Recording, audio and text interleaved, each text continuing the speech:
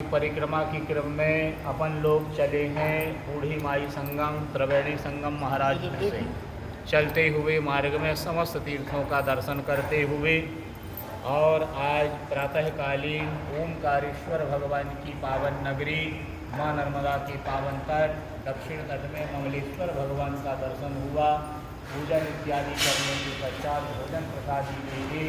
नर्मदे हर कहते हुए समस्त परिक्रमावासी अपन लोग भगवती की कृपा से चलते चलते कहाँ पहुँचे हैं? बड़वानी में पहुँचे हैं। और ये बड़वानी में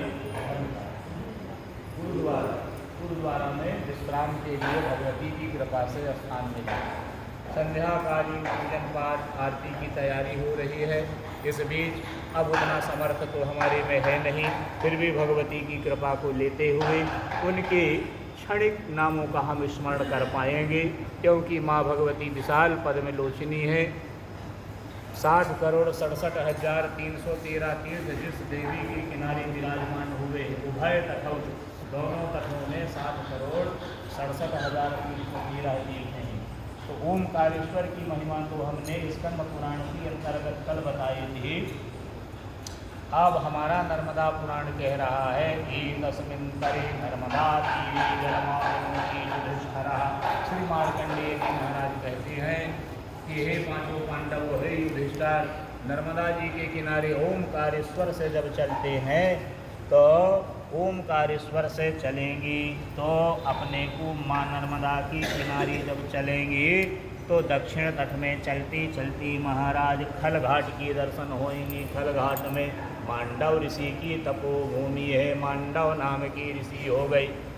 एक मांडव नाम की ऋषि थे, माँ नर्मदा की पुण्य दक्षिण तट में आश्रम बना के तपस्या करते थे, भगवती का गुणगान करते थे। एक दिन एक राजकोष में चोरी हुई तो चोरों ने धन चुरा के भागा है। सवेरे होने लगा, चोरों की इच्छा हुई कोई देख लेगा पकड़े जाएंगे। किम करोमि किम गच्छयामि, कहाँ जाएं क्या करें।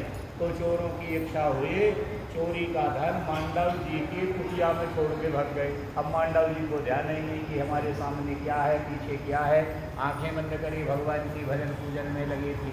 सवेरे हुआ, राजा ने कहा चोरी हो गई। सिपाहियों ने जब देखा तो चोरी का धन बाबा जी के मांडव ऋषि के आश्रम के पिछवाड़े में, अरे यही चोर है, हमारा धन है माने यही चोर हैं। उन्हें चोर साबित कर लिए। अब बोले इनको फांसी की सजा दी जाए, सूली में चढ़ा दिए, लेकिन प्राण नहीं निकले। जब प्राण नहीं निकले महाराज, सूली में चढ़ने के बाद भगवती की आशीर् कृपा के माध्यम से उस समय फिर राजा को आना पड़ा यहाँ, कहाँ, मांडव जी के पास कि आपके प्राण क्यों नहीं निकल रहे। तब भगवती ने सद्बुद्धि दिया कि महाराज जी का कोई दोष नहीं है, इन चोरों ने यहाँ धन छोड़ के भागे, प्राण क्यों नहीं निकले।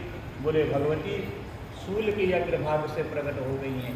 तब मांडव जी ने भगवती की स्तुति किया है, जय भगवती देवी नमो वरदे, जय पाप विनाशनी बहु फल दे। वेदव्यास जी ने यह स्तुति को बड़े भाव से गाया है। तो ऐसे खलघाट संक्षिप्त रूप में हमने बताया, ये मांडव जी की तपोभूमि के दर्शन मिलते हैं।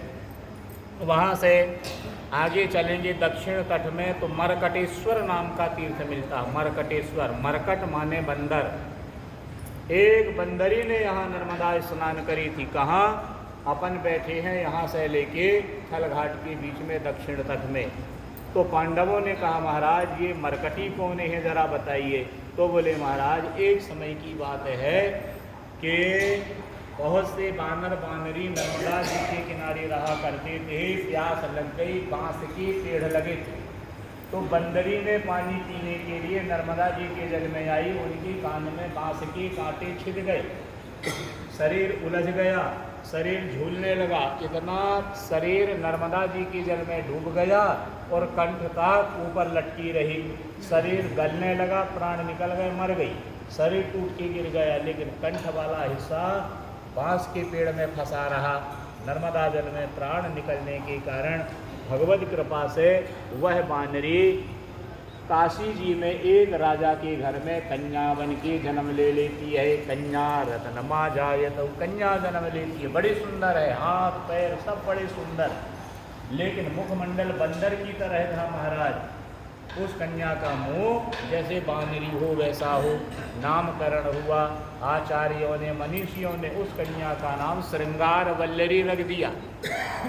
धीरे धीरे वह कन्या बड़ी हुई, पूर्व स्मृति बनी रही कि मैं अगला जो जन्म था मेरा पिछला जो था, मैं पिछले